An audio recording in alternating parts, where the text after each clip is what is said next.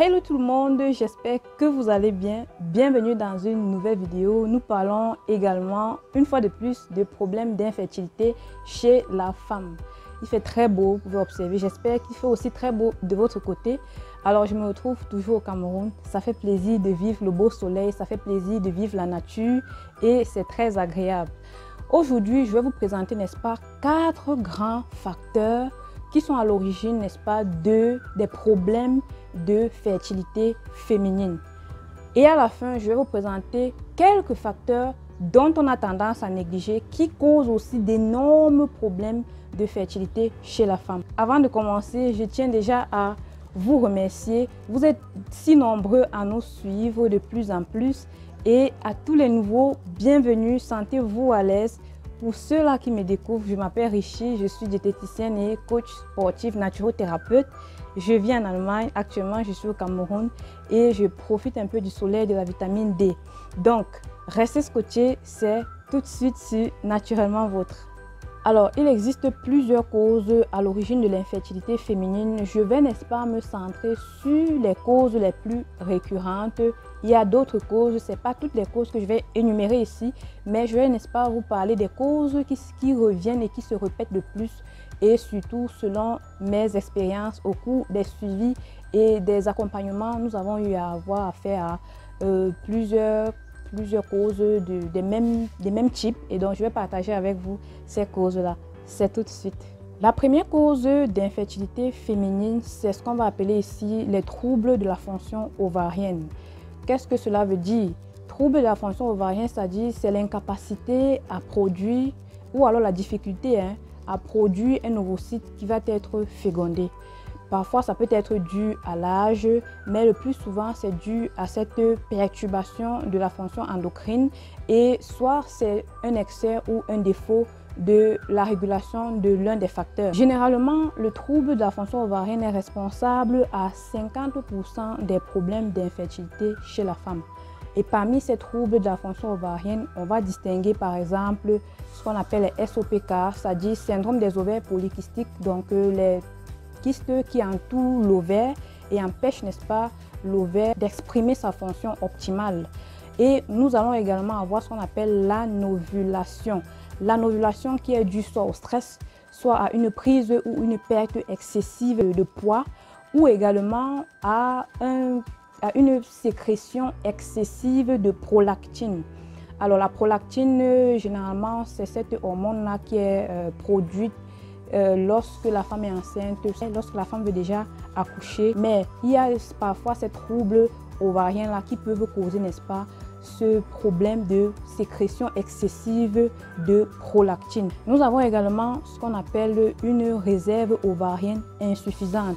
Vous allez voir par exemple des femmes qui vont aller à l'hôpital, le médecin va faire les diagnostics et on va se rendre compte qu'elles n'ont pas assez, que leur réserve ovarienne, parce que les femmes ont une réserve en ovaire, ça c'est clair.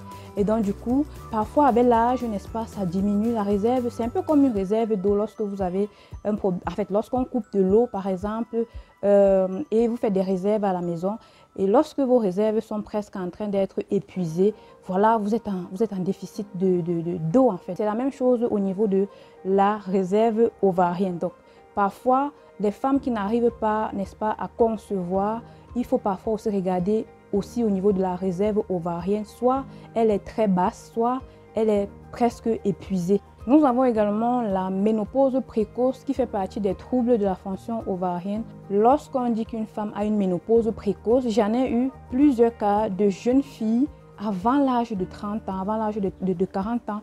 Le médecin les a dit elles sont en ménopause précoce et ça se manifeste comment en fait?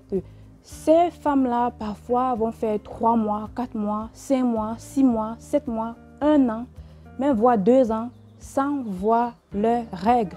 Et vous êtes sans ignorer que lorsqu'une femme veut concevoir, il faut d'abord voir les règles. Lorsque vous ne voyez plus les règles, ça veut dire que vous êtes en ménopause. Et ça ne peut pas se passer sans ce processus. Donc, c'est ce qu'on appelle la ménopause précoce. La deuxième cause d'infertilité féminine, il s'agit ici de l'altération des trompes de Fallope. Alors, qu'est-ce que les trompes de Fallope? Les trompes de Fallope, c'est juste un endroit ou alors c'est le lieu propice pour la rencontre spermatozoïde-ovocyte.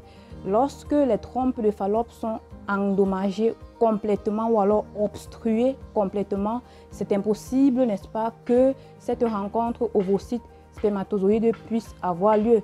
Cela peut être suite à une inflammation ou encore une infection. Alors, 4 gros symptômes ou maladies, je dirais plutôt symptômes, peuvent être à l'origine des trompes de Fallope altérées. L'endométriose, les maladies inflammatoires pelviennes, les suites des grossesses extra-utérines ainsi que l'appendicite.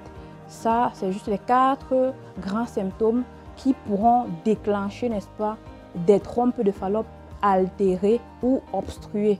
Il y en a encore d'autres, mais je me focalise juste sur ce qui est le plus en plus récurrent, tels que l'endométriose et également les maladies inflammatoires pelviennes qui reviennent de plus en plus dans nos suivis. Et les femmes, les jeunes filles souffrent beaucoup d'endométriose. L'endométriose, c'est un symptôme en fait qui se manifeste par les troubles menstruels, douleurs menstruelles. Et franchement, c'est pas du tout agréable. Et puis voilà, les grossesses extra-utérines aussi qui se sont faites plusieurs fois peuvent altérer les trompes de Fallope. Troisième cause de l'infertilité féminine, c'est ce qu'on appelle ici les facteurs utérins. Donc vous voyez déjà, il y a le mot utérin. Parmi les facteurs utérins ici, on va distinguer, n'est-ce pas, les fibromes.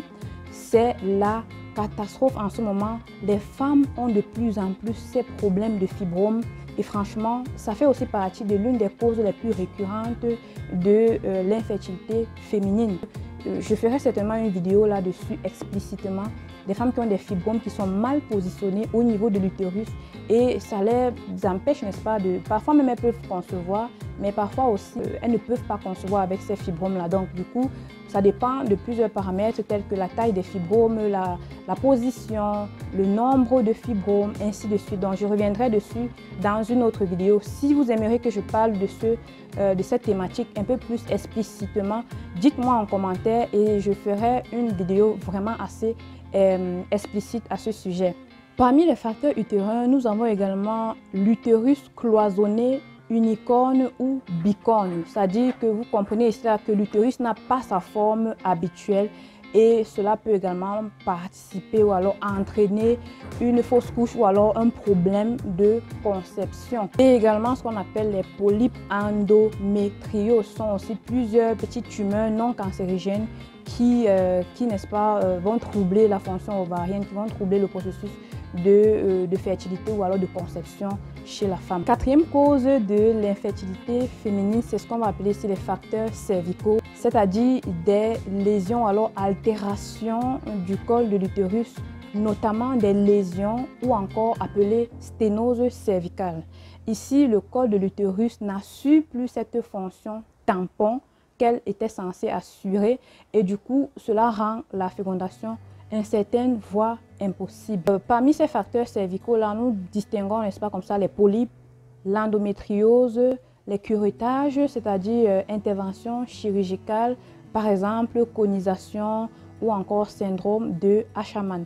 Je ne viendrai pas dans les détails maintenant, plus tard dans une autre vidéo. Donc parfois, n'est-ce pas, ces femmes-là qui subissent de curettage, c'est à la suite soit d'une opération et à la fin, n'est-ce pas, on n'a pas bien coupé ou alors c'est ce qu'on appelle le curettage et du coup, on laisse, n'est-ce pas, ces petits tissus dans le col de l'utérus par exemple et après, au cours des années, des mois, ça repousse et ça peut comme ça, n'est-ce pas, altérer le col de l'utérus et empêcher, n'est-ce pas, la fécondation ou encore le processus de conception. Lorsque la vie quotidienne impacte la fertilité, au-delà des facteurs liés au sexe, nous avons certains facteurs dus à l'exposition, n'est-ce pas, au stress ou encore au mode de vie et également exposition environnementale sont reconnus aujourd'hui comme perturbateurs de la fertilité à la fois chez la femme comme chez l'homme. Parmi ces facteurs, nous avons le surpoids ou le sous-poids. Nous avons également ici le stress, le manque de sommeil, la consommation de café chez la femme, la consommation de drogue, la consommation d'alcool et du tabac par exemple. Et nous avons également ici, très important, le rythme de travail ou encore l'exposition, les conditions de travail. Par exemple, exposition prolongée à la chaleur et parfois aussi exposition prolongée devant les ordinateurs, devant les machines qui, n'est-ce pas, émettent des ondes électromagnétiques. Tout ceci sont des facteurs qui peuvent, n'est-ce pas, influencer la fertilité chez l'homme comme chez la femme. Nous avons également, n'est-ce pas, l'exposition aux pesticides dont certains sont reconnus comme perturbateurs endocriniens avérés. Sans oublier, n'est-ce pas, l'exposition prolongée aux ondes mobiles, téléphones, internet, ordinateurs, ainsi de suite. Et également, nous avons l'exposition à certaines substances toxiques telles que les métaux lourds, par exemple l'arsenic, le plomb, l'aluminium et le parabène, ainsi de suite. Il y a un autre point que j'aimerais mentionner ici, c'est le sport intensif. Oui, lorsque vous faites également du sport intensif, surtout la femme, faites très attention. Cela peut, n'est-ce pas, modifier beaucoup de choses en vous et empêcher, voire rendre le processus de conception très difficile. Donc les femmes qui font beaucoup de sport intense là, essayez de ralentir un peu le rythme et vous allez voir que tout va s'arranger. Comme j'ai mentionné au début de la vidéo, il y a d'autres facteurs, d'autres causes comme par exemple l'hypothyroïdie qui est aussi un facteur qui empêche aussi les femmes de pouvoir concevoir. Je parlerai de ça dans une autre vidéo. Et également nous avons les troubles hormonaux, changements hormonaux et franchement tout ça en fait. Mais je n'ai pas voulu tout citer ici. Je vous ai cité, n'est-ce pas, ces causes les plus récurrentes et j'espère que vous avez aimé cette vidéo. Si vous avez aimé la vidéo, n'hésitez pas de me laisser un pouce bleu vers le haut et dites-moi en commentaire quel est le thème sur lequel vous aimeriez que je puisse parler dans la prochaine vidéo. Et on se dit à très bientôt. Partagez au max, ça peut aider des femmes, ça peut aider des couples. Prenez soin de vous et à très bientôt pour la prochaine vidéo. Bye bye.